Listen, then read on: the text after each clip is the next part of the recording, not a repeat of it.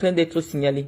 Donc voilà le risque lorsque je rends la possibilité à tout le monde d'interagir avec mes publications. Donc, on sera obligé de se comporter comme les blogueurs. Vous demandez de partager ou de mettre les cœurs pour permettre à cette communication, à nos communications de rester. Jusqu'à ce jour, nous étions dans un cadre très restreint qui nous permettait de communiquer sans avoir l'interférence de ceux qui malheureusement ne partagent pas nos convictions. Donc, vous avez sollicité que sur cette page, la communication soit ouverte, mais il y a les risques.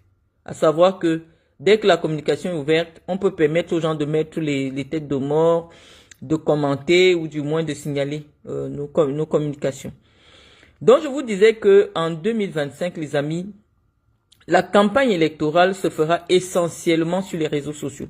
Parce que les réseaux sociaux, et notamment Facebook, qui est très répandu au Cameroun, cristallisent à eux tout seuls l'essentiel de l'opinion.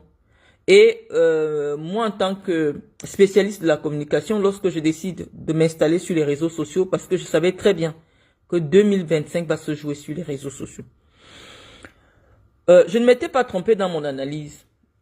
Puisque hier nous avons été cités par une écrivaine de renom que je ne vous présente plus, à savoir Calix Beyala, dont la voix que j'ai reconnue pourrait lui être attribuée, parce que je vous ai dit, on est en France, on est obligé de mettre des protections ou alors des protections langagières lorsqu'il est question de parler de quelqu'un avec des voix. Bon, j'ai un de mes communicants ou alors un de mes conseillers qui pensait que ce voice pourrait provenir d'une intelligence artificielle. Et je vais partager avec vous ce que je lui ai dit sur cette question. Je lui ai dit, j'ai déjà eu l'opportunité de déjeuner avec Calix Beyala et monsieur Dieudonné Nvan, qui est le patron d'Info TV. Nous avons déjeuné ensemble au Hilton. Et lorsque j'écoute bien la vidéo, l'audio, parce que voilà, c'est l'audio, je reconnais la sensibilité, je reconnais la voix, je reconnais les mots, je reconnais la posture de Calix Beyala, et donc il serait très très difficile pour moi de croire qu'il s'agisse d'une fabrication d'une intelligence artificielle, parce que c'est difficile. L'intelligence artificielle intervient simplement lorsqu'il est question de prendre la voix de quelqu'un pour lui faire dire un texte. Mais dans cet audio que nous allons analyser profondément de fond en comble, nous pensons simplement, parce que nous avons reconnu, moi personnellement, l'émotion de Calix Beyala. Et je vous dis, l'intelligence artificielle ne peut pas créer l'émotion dans un texte. Et donc, moi, je peux dire avec conviction qu'effectivement, cet audio provient de l'écrivaine franco-camerounaise Calix Beyala. Mais je vous ai dit, le peuple camerounais, malheureusement, dans sa grande majorité, a été coincé pendant plus de 42 ans dans une forme de mutisme, pas de mutisme, mais de handicap. C'est-à-dire que le régime, je vous avais expliqué comment a fonctionné Paul Biya et comment fonctionnent tous ceux qui ont pour référence intellectuelle Nicolas Machiavel. Je vais vous donner la théorie de Nicolas Machiavel. Nicolas Machiavel a toujours pensé que il fallait maintenir le peuple dans une forme de dépendance alimentaire, dépendance intellectuelle. C'est-à-dire que les Camerounais aujourd'hui ne savent pas déterminer exactement quels sont leurs besoins en 2025. Les Camerounais ne savent pas aujourd'hui quel est l'enjeu d'avoir à sa tête un homme qui a une vision pour son pays. Les Camerounais ont été tellement traumatisés au point où ils ont peur du changement, ils ont peur d'eux-mêmes, ils ont peur de réclamer leurs droits. Et donc, à chaque fois qu'ils découvrent que le changement est possible dans leur propre pays, ils se braquent. Si on vous explique le syndrome de Stockholm, je ne sais pas si, ou alors les moutons de Palurge. Le syndrome de Stockholm qui fait en sorte que Quelqu'un vous a tellement traumatisé au point où le traumatisme devient de l'amour. Parce que si après 43 ans, on retrouve des jeunes Camerounais qui se mettent en rang de bataille pour vouloir porter un homme de 92 ans à la tête du pouvoir, on ne peut que déceler un traumatisme psychologique et spirituel. Parce qu'il n'y a pas d'explication logique en fait. Il n'y a pas d'explication logique. Il n'y a pas d'explication intellectuelle qu'on pourrait réellement apporter à cela. Je vous ai dit les amis, ne prenez pas le temps de venir répondre parce que vous m'avez demandé d'ouvrir les commentaires. La qualité des directs que nous allons produire, nous ne voulons pas interagir avec les haineux. Donc, souffrez qu'il y ait des gens qui viennent laisser des commentaires désagréables. Je vous ai dit, le Cameroun ou du moins l'Afrique, le Cameroun, je vais pas, parce que je vais pas globaliser l'Afrique, parce que l'Afrique c'est l'Afrique du Sud, l'Afrique c'est le Sénégal, l'Afrique c'est des pays qui ont montré que la démocratie est une grâce, que la démocratie est la voie pour porter le développement humain. Mais je vais me limiter au Cameroun parce que partout en Afrique on a évolué. Il n'y a que le Cameroun qui veut stagner dans la médiocrité. Donc ne vous préoccupez pas des gens qui viendront nous mettre des commentaires désagréables. Il ne faudrait pas que cela altère la qualité de notre discours. Faites simplement comme moi. Écoutez ce que j'ai à dire.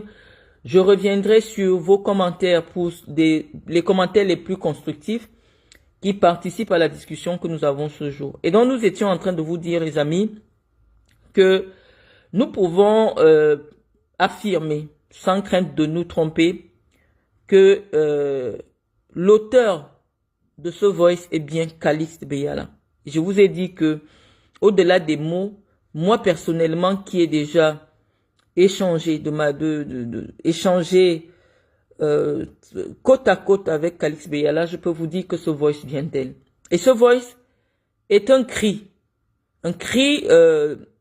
de douleur d'une personne qui se sent abusée. Et je vais vous dire, Calixte n'est pas une grande amie, mon amie, parce que on a souvent eu parfois des points de vue divergents, ou alors sur la manière où il faut approcher ou aborder des choses dans l'espace public. Mais chacun fait ce qu'il veut. Vous avez fait les commentaires sur les pages, vous m'avez pas vu commenter, mais je vous ai dit, comme écrit parfois, lorsque j'écris, j'utilise un niveau de langue qui n'est pas parfois accessible à tout le monde. Or, aujourd'hui, en communication, il faut permettre au maximum de gens de vous comprendre pour gagner la guerre communicationnelle qui va s'engager jusqu'en décembre 2025. Donc, vous allez souvent souffrir que parfois, on diminue le niveau de la langue parce qu'on s'adresse à la masse. Je suis pas ici sur ma page dans un amphithéâtre avec des gens qui ont un niveau licence ou un niveau bac. Non, nous pour être plus présents dans l'esprit des gens, nous allons mettre la langue au niveau qui est accessible même à quelqu'un qui a le certificat d'études primaires. Et donc, les amis, j'étais en train de vous dire que ce qui se passe dans notre pays est très grave. Cette écrivaine a dévoilé un certain nombre de choses qui, ma foi, pour une jeunesse qui est soucieuse du développement de l'avenir de son pays, vous ne devriez pas prendre cela comme une banale querelle entre des adultes qui auraient entretenu une relation peu recommandable, si je puis m'exprimer en français correct. Mais je peux vous dire déjà premièrement, avant d'entrer dans l'analyse philosophique et politique, que je me sens un peu outré de savoir que on peut interpeller une personne qu'on connaît dans la vraie vie, dans des termes aussi, je pourrais pas dire péjoratifs, insultants. Parce que la personne qui est interpellée dans cette vidéo, son nom est entièrement prononcé. On n'a pas prononcé un prénom pour nous laisser imaginer. On n'a pas prononcé un prénom. On a prononcé le nom dans l'intégralité. Et lorsqu'on va demander à Google Qui est Samuel Mvondo Ayolo? Parce que je vous assure, des Mvondo, des Ayolo Mvondo, des Samuel Ayolo, on peut faire toutes les combinaisons. J'ai essayé, hein, et vous pouvez les faire parce que, je vous ai dit, la guerre communicationnelle a commencé et chacun prend son téléphone en tant que citoyen et décide de participer ou non. Je vous disais, avant d'être coupé par une interaction qui ne nous convenait pas, que malheureusement, le Cameroun, l'Afrique, ne s'attendait pas à ce qu'il y ait des femmes de tête. Des femmes avec un calibre intellectuel qui pourrait faire de l'ombre à des hommes dans la place publique. Et donc oui, lorsqu'une femme prend le bâton de commandement sur le plan communicationnel, parce que c'est ce que j'ai fait, de prendre le bâton de commandement sur le plan de la communication digitale. Vous êtes dans une société réfractaire à l'idée qu'une femme puisse premièrement être plus intelligente que des hommes, ou du moins qu'une femme puisse avoir beaucoup plus d'influence que des hommes. Donc, ceux qui se battent aujourd'hui à m'insulter dans l'espace public, ne m'insultent pas parce que ce que je dis ne leur convient pas, non. Ils se sentent attaqués dans leur masculinité. Ils se disent, c'est qui cette femme qui a autant de pouvoir intellectuel? Donc, nous sommes d'abord dans un combat sexiste. Et lorsqu'ils n'arrivent pas à mettre des mots à leur propre frustration, ils qualifient mon audace intellectuelle de folie. Or, lorsqu'on a un brin d'intelligence, on peut s'asseoir et écouter simplement un discours pour comprendre si dans ce discours on retrouve des failles mentales ou intellectuelles. Et se dire clairement, ça vaut pas la peine, la pauvre dame, forcément, il y a une diorite qui a pété. Donc, l'excuse ou alors le prétexte du déséquilibre intellectuel et mental ne pourrait pas m'être attribué parce qu'il y a des sommités intellectuelles que je cite toujours. Hein. Je vois le professeur Bokanye qui est sur ma page, je vois le professeur Messanga Nyanding, je crois qu'il y a au moins 15 professeurs sur ma page. Je vois le docteur Bissou, je vois le docteur Kameni qui est sur ma page. Je crois que je peux compter au moins 200 diplômés et intellectuels sur ma page. Je pense que si j'avais pété une diorite, il y a très longtemps que ces intellectuels-là se seraient désabonnés de notre compte pour préserver leur santé mentale et intellectuelle. Mais je vais vous dire, les hommes ordinaires ont toujours considéré les intellectuels comme des fous.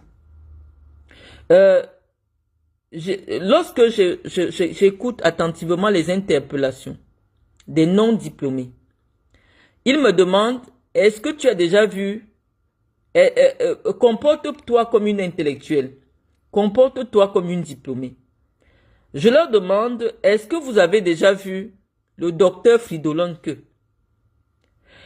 Je pense que je parais plus mentalement équilibré que le docteur Fridolin Que. Lorsqu'il parle, on a l'impression que c'est une chute d'eau qui va se verser. Mais vous n'allez pas lui enlever la qualité qu'aujourd'hui Fridolin Que fait partie des philosophes les plus brillants du Cameroun. Il n'empêche que tous les intellectuels, quand vous faites de l'école à un certain niveau, vous devenez un homme qui n'est pas compris de la majorité. Parce que vous êtes sorti de la caverne de l'ignorance. Vous êtes ébloui par la lumière des idées. Et donc oui, forcément, étant donné que les réseaux sociaux sont généralement constitués des gens ordinaires, vous êtes plus nombreux. Si on dit qu'on prend les docteurs au Cameroun, il n'y a pas 1000 docteurs sur 30 millions de Camerounais. Il n'y a pas 1000 docteurs. Donc même si je crée une page Facebook avec que des docteurs, je n'aurai que 1000 abonnés. Je n'aurai que 1000 abonnés, donc ils sont pas nombreux. Et si je dis que je crée une page Facebook avec que des docteurs femmes, il n'y aura pas 200 docteurs. Donc oui, malheureusement, quand vous vous élevez sur le plan intellectuel, il y a de nombreuses personnes qui ne vous comprennent plus et qui vous trouvent un peu bizarre. Donc ça ne m'affecte pas que l'on me considère un peu comme quelqu'un de déséquilibré intellectuellement ou mentalement. Je vous dis, lorsque vous faites beaucoup d'écoles, moi j'ai même eu la chance d'avoir encore les pieds sur terre, je peux me mettre du maquillage, je peux sortir. Les grands intellectuels, parfois même physiquement, sont transformés parce qu'ils lisent énormément. Et parce qu'ils lisent énormément, ils ont une pensée saccadée. Ça veut dire que la connaissance, quand le cerveau s'ouvre, c'est comme si les idées viennent à une vitesse lumière. Et malheureusement, pour ses contemporains ou des gens normaux, ça peut être apparenté à de la folie. Mais non, c'est pas de la folie. Les intellectuels vous considèrent comme des gens enchaînés et qui vivent dans l'obscurité de l'ignorance. Lorsque j'ai dit cela, je parlais de Calix Beyala, je vous disais que j'ai bien perçu le problème premièrement humain, le problème intellectuel, le problème politique qu'on pouvait dégager de ce voice-là. Et pourquoi j'interviens? Je vous ai dit que partout on cite mon nom. Puisqu'aujourd'hui le voice part partout dans le monde entier. On retrouve désormais 3 noms. Même dans une affaire qui ne me concerne pas. Calixte Beyala, Samuel Vondayolo et l'hymne national. Marlène Mvutu. Et donc quand on met le nom de l'hymne national dans un problème, c'est parce qu'on veut que l'hymne national donne son avis. Parce qu'elle pouvait faire son voice sans mettre mon nom. Hein? Mais si elle a pensé qu'il était indispensable de faire connaître en Bondayolo, que je peux faire comme Marlène, parce que le nom de Marlène aujourd'hui, dans les sphères du pouvoir, représente une menace. Donc effectivement, quand j'avais dit à J.Rémy Ngono que en réalité au Cameroun aujourd'hui, ceux qui gouvernent pensent que ce que Marlène Mvutu fait sur les réseaux sociaux est très dangereux, parce que eux ils comprennent la portée de mon discours. Ils comprennent l'incidence de ma posture actuelle sur les réseaux sociaux. Et ils mobilisent beaucoup d'efforts pour me neutraliser. Lorsque je vous ai présenté ce préambule de notre discussion de ce jour, nous allons entrer dans le vif du sujet. Nous disons que ça nous gêne en tant que Camerounais de constater que des gens à qui nous avons confié notre confiance se retrouvent dans les méandres de la bassesse. Je vous disais que j'ai fait un petit exercice pour vérifier, est-ce qu'il y a un autre Samuel Vondayolo? Parce que le seul Samuel Vondayolo, quand je demande à Google, qui est Samuel Vondayolo? On me dit seulement que Samuel Vondayolo est le directeur du cabinet civil de la présidence de la République du Cameroun. On ne m'a pas suggéré. Si j'avais un deuxième téléphone, on aurait fait cet exercice ensemble parce que nous sommes le mur des preuves. Nous sommes le mur des preuves.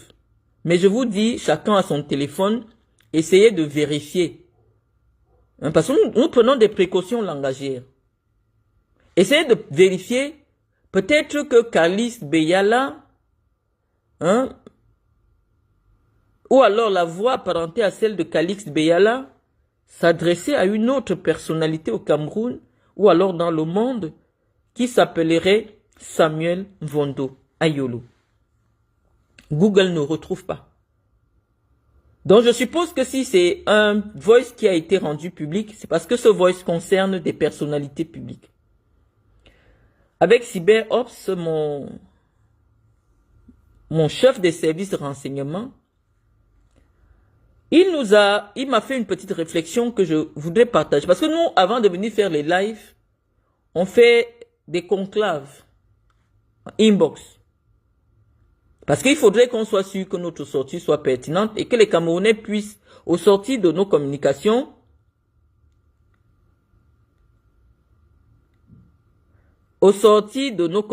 que les Camerounais puissent partir avec un peu de savoir. Donc, je vous disais que CyberOps, mon chef de mon service de renseignement, me dit que Zumanto a titré que c'est Mvondo Ayolo qui lui aurait transmis le voice pour qu'il partage. Et dans son analyse, il disait, ce voice porte tellement atteinte à la posture, à l'honorabilité, à la crédibilité de Samuel Vondayolo, que ça nous pose un problème en fait, des interrogations. On voudrait savoir pour quel intérêt, en ce moment très crucial où on sait qu'il y a la guerre des tranchées à l'intérieur de la présidence de la République, Samuel Vondayolo aurait besoin de divulguer un tel voice qui ne l'honore pas. Ça signifie simplement que les Zumanto sont entrés en complicité avec certaines personnes du régime de Paul Biya qui veulent couper la tête de Vondayolo. Et je mets ma crédibilité en jeu, connaissant le ministre directeur du cabinet civil, il ne pourrait jamais communiquer ou alors contacter un lanceur d'alerte sur Facebook pour diffuser une vidéo dans laquelle on dévoile un certain nombre de choses qui peuvent être vraisemblables en ce qui le concerne. Donc je dis que, chers Camerounais, faites attention, vous serez énormément manipulés pendant cette campagne électorale qui a déjà démarré. Parce que c'est nous qui avons lancé le ton depuis 1 an. Et nous allons répondre. Nous allons répondre sur les points qui, pour nous, nécessitent des clarifications. Donc, sur ce premier aspect qui est du fait d'un ministre de la République du Cameroun qui aurait contacté un blogueur pour faire diffuser une communication privée qui lui serait adressée à lui, j'ai des doutes. Et je pense que mon doute est fondé. Je pense que mon doute est fondé. Je pense que Samuel Vondayolo est simplement aujourd'hui victime d'une attaque interne. D'une attaque interne qui vise à le discréditer dans ce qu'on appelle la course à la succession. Donc, sur ce premier élément où on nous fait croire que l'homme d'État aurait contacté des blogueurs pour faire diffuser un voice qui l'humilie, je pense que ce n'est pas vrai. C'est mon avis. Maintenant, nous allons analyser le voice en lui-même. J'ai pris le temps, je vous assure, de bien l'écouter. C'est vrai que là où j'ai entendu mon nom, j'ai un peu sursauté, mais j'ai pris le temps de bien analyser ce voice. Dans ce voice,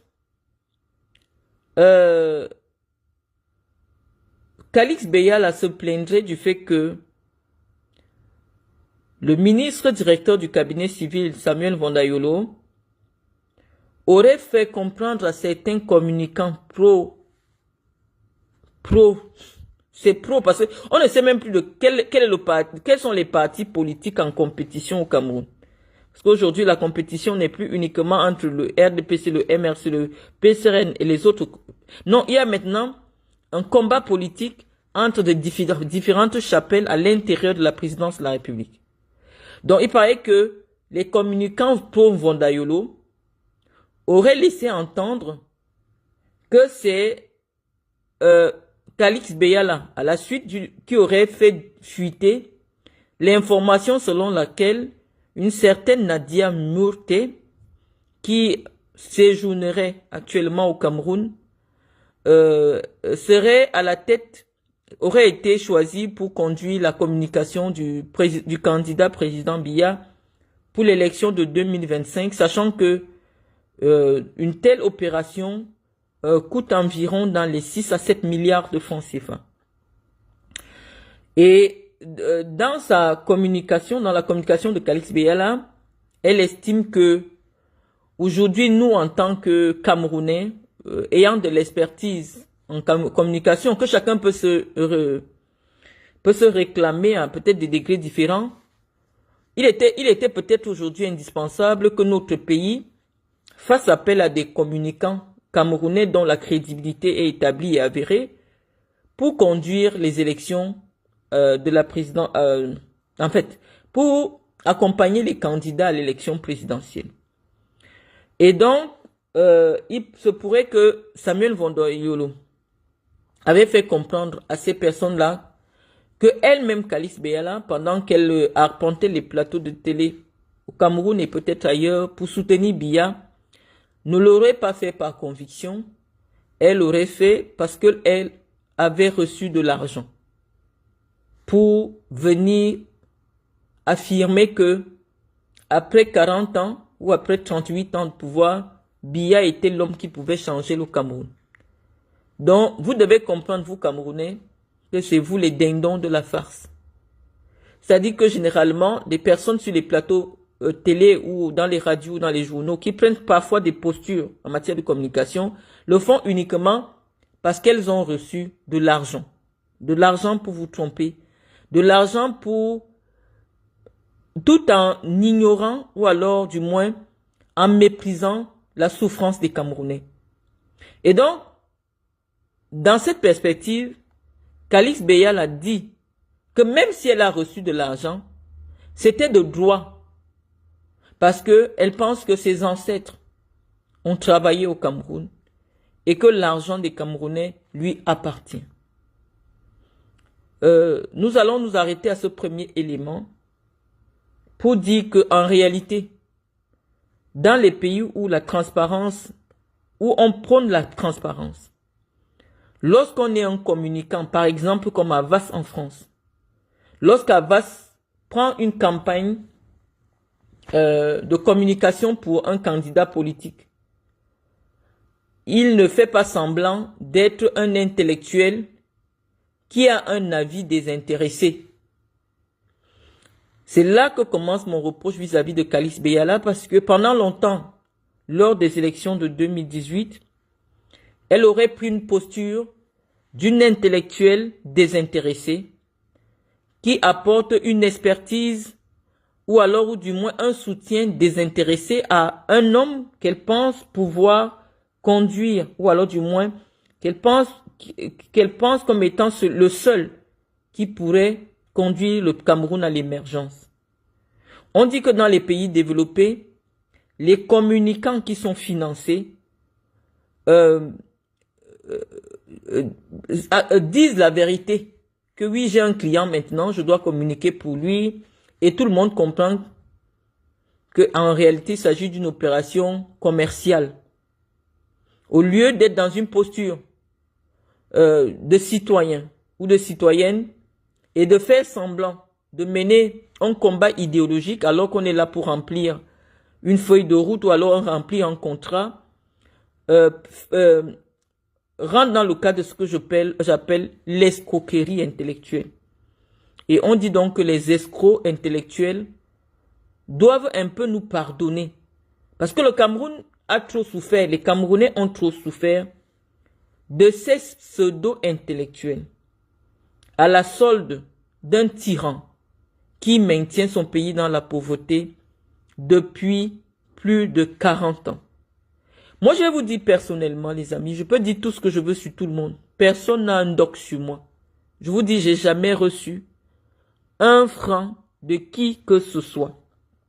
Ou du moins, un avantage de qui que ce soit depuis que je suis devenu moi, avec mon nom et mon prénom.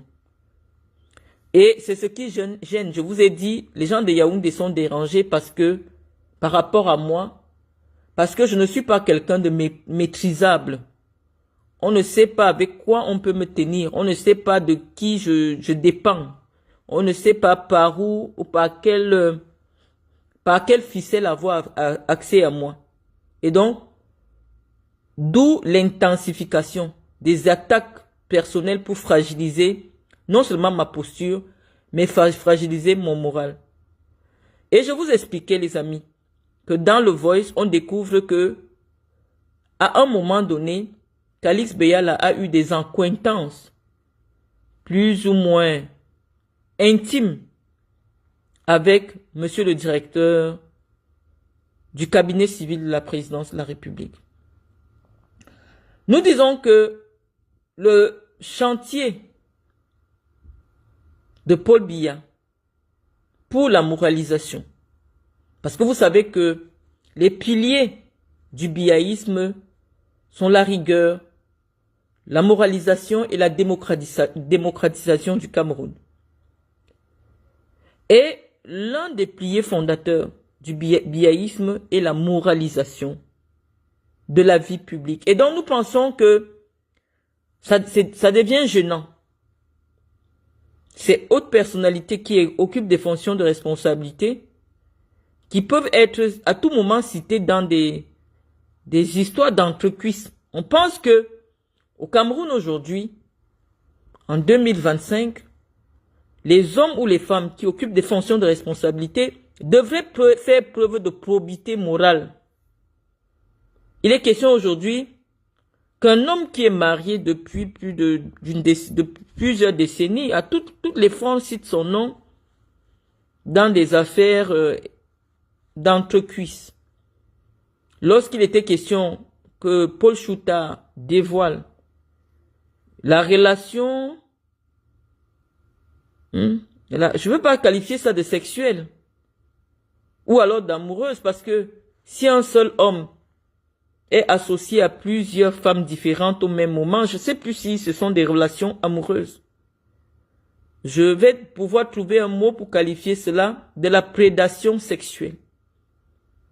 On pourrait aujourd'hui, au vu des éléments de preuve, puisque Calix Beyala ne s'est pas caché pour vous faire comprendre d'une manière ou d'une autre, dans un français que nous seuls les adultes nous comprenons, qu'en réalité, elle aussi aurait fait partie de l'escarcelle sexuelle du directeur du cabinet civil de la présidence de la République. Nous disons que toute personne qui occupe des fonctions de responsabilité au plus haut sommet de l'État devrait faire preuve de probité morale.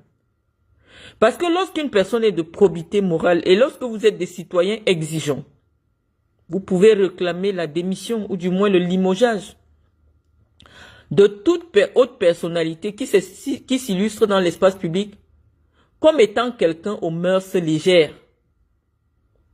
Et nous pensons que si le directeur du cabinet civil de la présidence de la République, dont le nom est clairement identifié dans cet audio, qui circule dans le monde entier, parce que ce n'est pas seulement au Cameroun, s'il ne dépose pas une plainte contre Calix Beyala, on dit souvent que qui ne dit mot consent. Parce que moi, j'ai insulté des gens que je connais. J'ai insulté des gens qui m'ont insulté. Mais moi, je n'ai jamais vu Mvonda Yolo faire un direct Facebook pour dire quoi que ce soit sur qui que ce soit. Et donc, si Mvonda Yolo ne dépose pas une plainte pour insulte publique, pour diffamation, nous allons savoir que il se reconnaît dans tout ce qui est dit dans cet audio, et donc du moins, nous pensons qu'un tel personnage ne devrait plus être en charge des affaires réservées du président de la République. Parce que c'est de trop. Nous avons des noms qui ont été cités, que parfois nous reconnaissons. Je vous ai dit, Mouchili là, la Mouchili, c'est la grande sœur de Coco Emilia. Pour que ceux qui suivent mon clash depuis avec Samuel Eto'o et ses compères, ce nom est revenu. Mouchili, c'est la grande sœur de Coco Emilia. Et je crois que son fils doit être sur ma page, qui est le directeur de One Isbet. Je vous ai dit que le Cameroun aujourd'hui, c'est une république des copains. Quand vous ne connaissez personne, quand vous n'avez personne, quand vous n'avez pas de relation, malheureusement, quel que soit votre talent, quel que soit votre expertise, on ne peut pas vous appeler. Les gens mettent leurs gens, même s'ils n'ont pas de qualité, pour pouvoir récupérer le magot. Parce qu'on vous a dit la campagne de Paul Biya, c'est beaucoup d'argent. Et donc, même si cette Nadia Mourté ne peut pas se placer en face de moi pour communiquer sur les réseaux sociaux ou du moins pour concevoir une campagne parce qu'elle n'a pas de référence académique en ce qui concerne le marketing politique ou du moins une expérience avérée en matière de communication.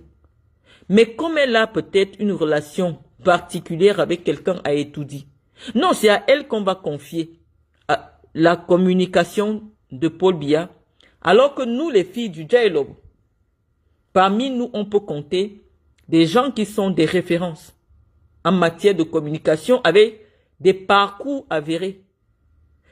Quand vous nous dites qu'on part en brousse, on part en brousse parce que oui, je ne peux pas avoir fait 25 années d'études, avoir fait des écoles de référence en matière de communication et parce que je n'ai pas offert ma paire de fesses à mon grand frère, il ne m'appelle pas à la communication, ne serait-ce que du RDPC, ou pas moins du candidat pour lequel pour lequel nous nous battons sur les réseaux sociaux. Personne ne peut dire qu'en 2018, mes sorties ou du moins mon implication dans la campagne n'a pas été notoire. Vous allez nous reprocher d'être des écrits, mais on vous dit que non. Les Français viennent gagner les marchés chez nous. Mais nous, on ne peut pas gagner les marchés en France. Parce que la France privilégie d'abord ses ressortissants en ce qui concerne tout ce qui touche à la souveraineté du pays. Cette Nadia Moutela, si moi je m'assois sur Internet, parce qu'on dit qu'elle a une expertise en matière de communication digitale, non, elle ne peut pas. Parce que c'est ce que moi je vais dire qui va inonder les réseaux sociaux. Et dans ma stratégie, parce que je vais communiquer à la Camerounaise. Et à ce jeu-là, Nadia Mourte ne peut pas nous battre. Si Calix Beyala s'assoit sur Internet pour communiquer pendant la campagne, non, Nadia Mourte ne peut pas. Mais nous nous fâchons pourquoi? Je vous l'avais déjà dit dans un premier temps lorsque j'avais exprimé la raison pour laquelle j'avais décidé d'être en brousse avec ces gens-là. C'est que parfois, vous vous rendez compte qu'ils sont animés par une boulimie satanique de toucher à toutes les femmes qui existent. C'est-à-dire que vous pouvez être la plus calée, la plus intellectuelle. Je n'ai pas commencé à insulter seulement sur Facebook. J'ai arpenté ces couloirs-là. Je vous dis, j'ai rencontré Mvondayolo chez lui.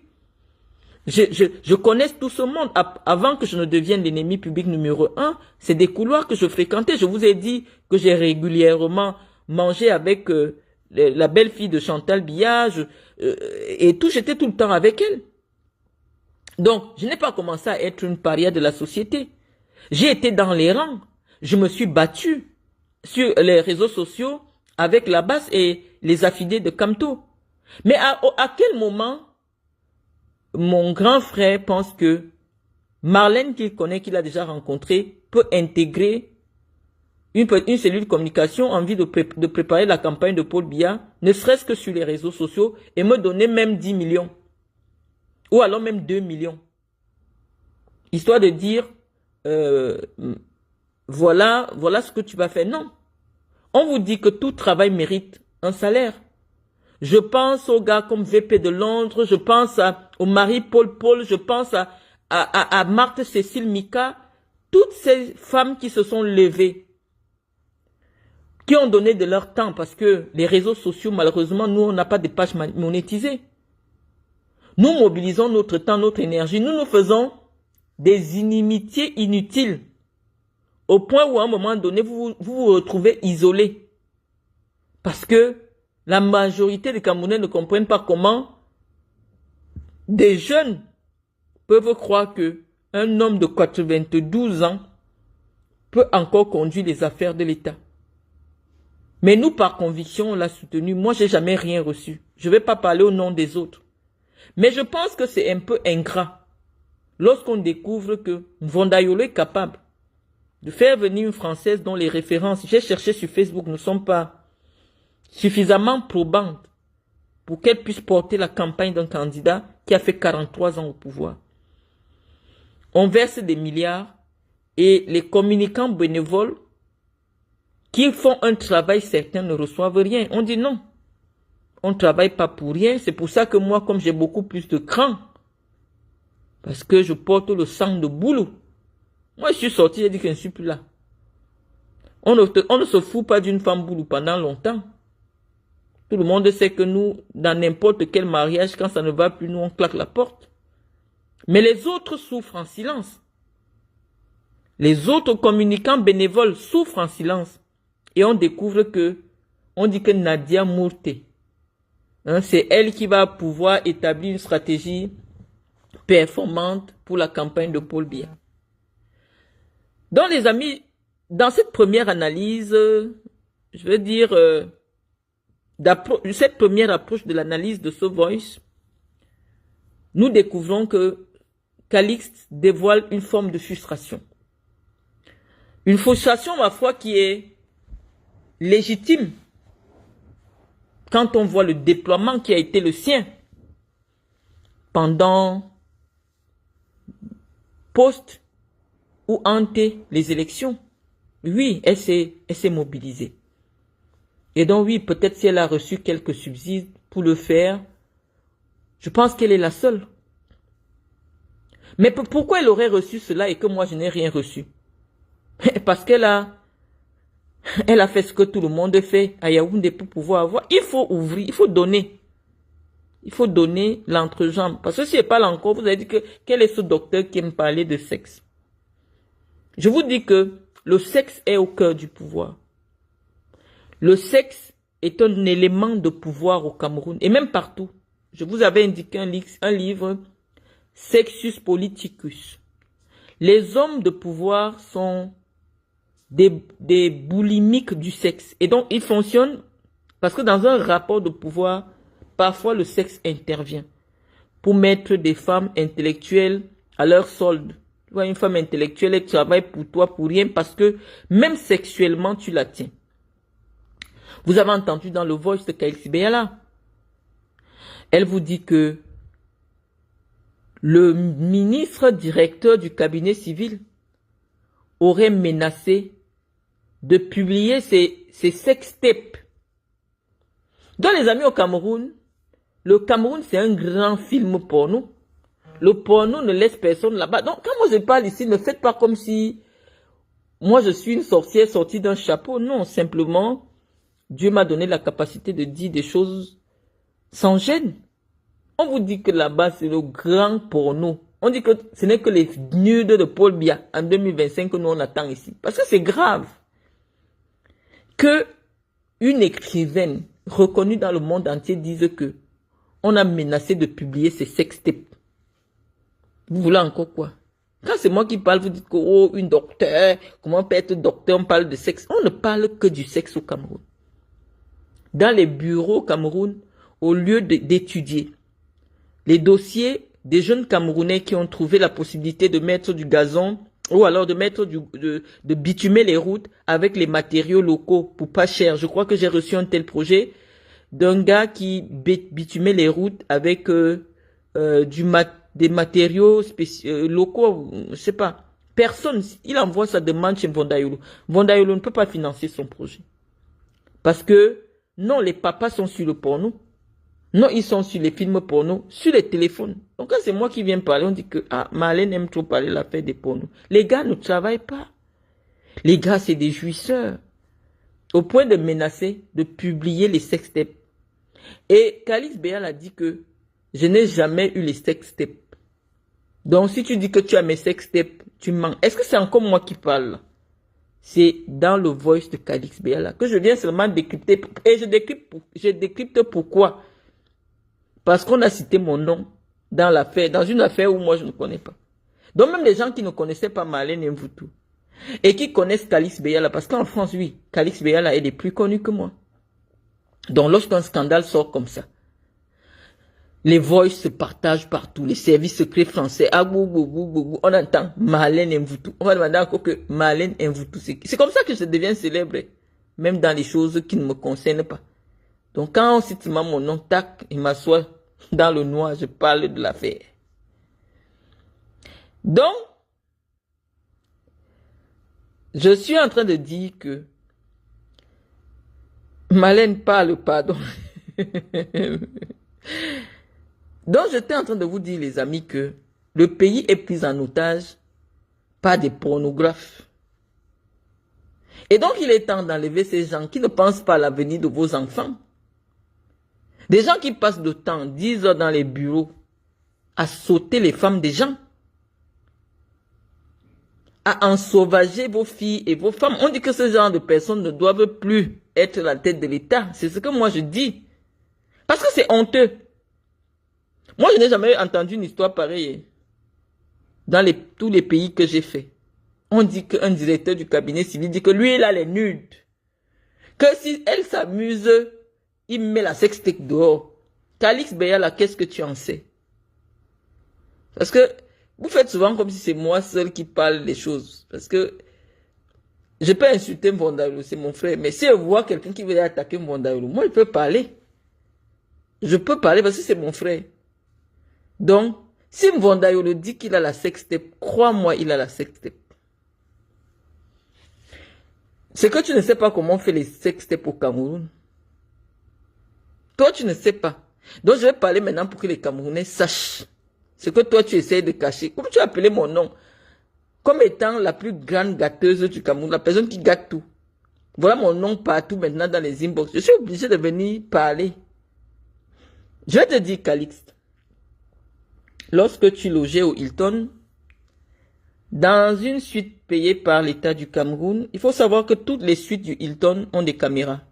C'est ce que j'étais en train de dire aux Camerounais lorsque un certain Bachirou avait prétendu que Amour Belinga l'avait invité pour coucher avec sa femme. Je lui ai dit que la sécurité du Hilton porte atteinte à l'intimité des clients. Mes amis, le Hilton est le lieu d'espionnage est le centre de l'espionnage au Cameroun. Le Hilton que vous voyez là, c'est le centre de l'espionnage au Cameroun. Toute femme qui a déjà eu des rapports sexuels au Hilton, il y a sa sextape. Donc ne vous inquiétez pas. Donc si le grand frère dit que j'ai les sextapes, Calix comprend qu'il a les sextapes, puisque c'est lui qui payait ta chambre. C'est lui qui payait ta chambre. On dit qu'il y a tes sextapes, accepte seulement que oui. Parce que si tu sais qu'un jour, tu as déjà fait quelque chose au Hilton, tes nudes sont dehors. Donc je vais te donner un conseil, Calix. La personne que tu veux attaquer là, je te tutoie parce que je te tutoie. Je t'ai tutoyé dans la vie privée. La personne à laquelle tu t'attaques, c'est quelqu'un qui n'a pas beaucoup de sentiments. Et j'ai bien peur pour toi. Il est contre-productif de t'attaquer à ce monsieur de manière aussi frontale. En réalité, il ne t'a rien fait. S'il parle dans le privé, s'il parle avec ses intimes sur la nature de vos rapports, ou alors du moins les raisons de ta posture actuelle, il n'a jamais tenu à ce que ce soit sur la place publique. Lorsque tu as été dévoilé, donc quand votre relation a été dévoilée par Paul Chouta, je pense que Mvondaoulou a pesé de tout son poids pour que ton honneur soit lavé. Je crois que Paul Chouta a fait 2 ans de prison, que j'ai toujours pensé injuste. Parce que pour une simple diffamation, ou alors on ne peut pas parler de simple diffamation en matière délictuelle, on dit simplement que il n'y avait rien de méchant. Parce que Chouta n'avait dit que la vérité. Mais je pense que sacrifier un jeune qui dit la vérité sur ce qui concerne 2 adultes consentants, ça ne mérite pas 2 ans de prison. Mais Chouta qui n'est pas mon ami, je pense que c'était injuste. Et à cause de tout ce que Chouta a souvent dévoilé en ce qui te concerne ou d'autres personnes, Chouta a failli perdre la vie. Et donc tu sais clairement à qui tu as affaire. Puisque tu dis qu'il est sanguinaire, il a épluché vivant des gens, je ne trouve pas l'intérêt pour lequel après ces années où tu ne le rencontres plus, tu insistes pour apparaître dans son sillage. Et donc tu dois comprendre que c'est un homme pour sa réputation qui ne s'amuse pas. Mvondayolo, ce n'est pas le rigolo de Samuel Eto'o. Ils ont le même prénom. Mais sur le plan intellectuel et spirituel, c'est deux personnes différentes. Donc, je te parle maintenant en tant que sœur. C'est-à-dire que moi-même, la gâteuse nationale, je sais sur qui je peux gâter et sur qui je ne peux pas gâter. Parce que lorsqu'on vient avoir des communications, oui, on va faire des analyses politiques sur ce qui s'est dit, oui. Mais on dit aussi que humainement, ce n'est pas le moment de perdre une grande figure comme toi. Moi, je te menace pas. Mais je te dis clairement ce qui est. Que toi, tu es mieux placé que moi pour savoir ce que ces gens, ou alors du moins ce que ce monsieur est capable de faire pour protéger sa réputation. Le voice qui se retrouve dehors ne peut être que de ton fait. Parce que en réalité, la personne qui sort grandie de ce voice, c'est bien toi. C'est bien toi, les Camerounais comprennent, oui, tu as jeté un milliardaire camerounais qui s'appelle James Onobiono, un grand frère qui m'aime aussi bien, qui n'a rien demandé pour se retrouver sur les voices de Facebook. Malheureusement, son nom est sorti.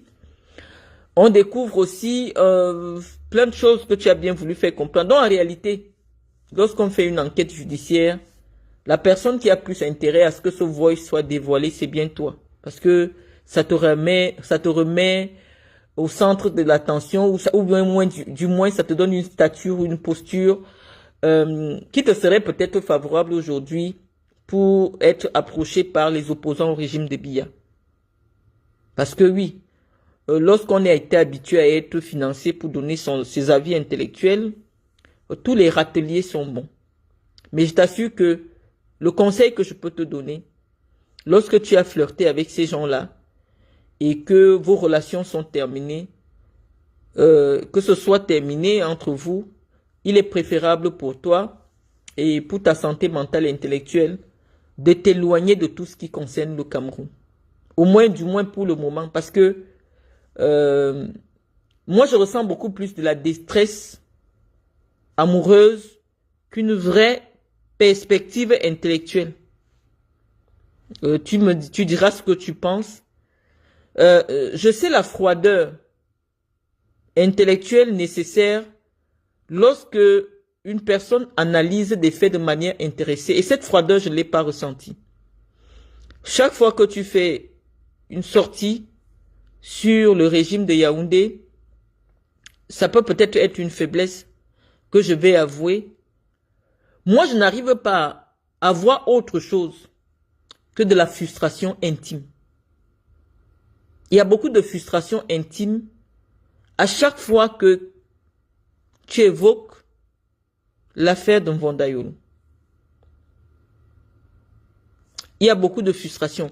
Je n'arrive pas à ressentir la neutralité émotionnelle qui est nécessaire pour analyser froidement des faits.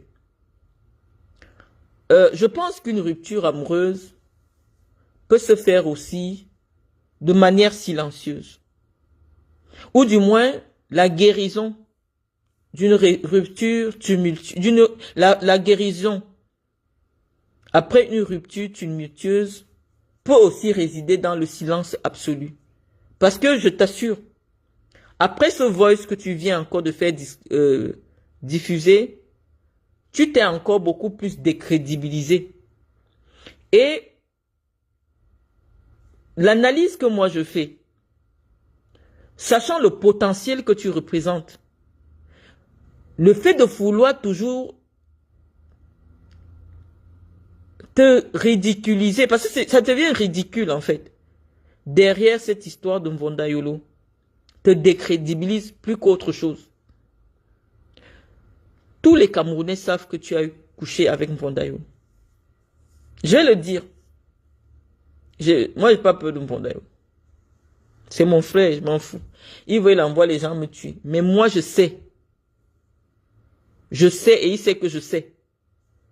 Et tu dis aux gens que tu as couché avec lui. Donc moi, je peux faire dire. Parce que c'est ça que tu as dit dans ton voice. Mais le fait d'avoir couché avec lui te décrédibilise. Ça te décrédibilise pourquoi? Parce que ça t'a fait perdre la neutralité intellectuelle nécessaire pour analyser froidement des faits. Et donc, malheureusement, pour 2025, tu es hors course en matière de communication intègre ou d'analyse froide des faits qui se passent au Cameroun.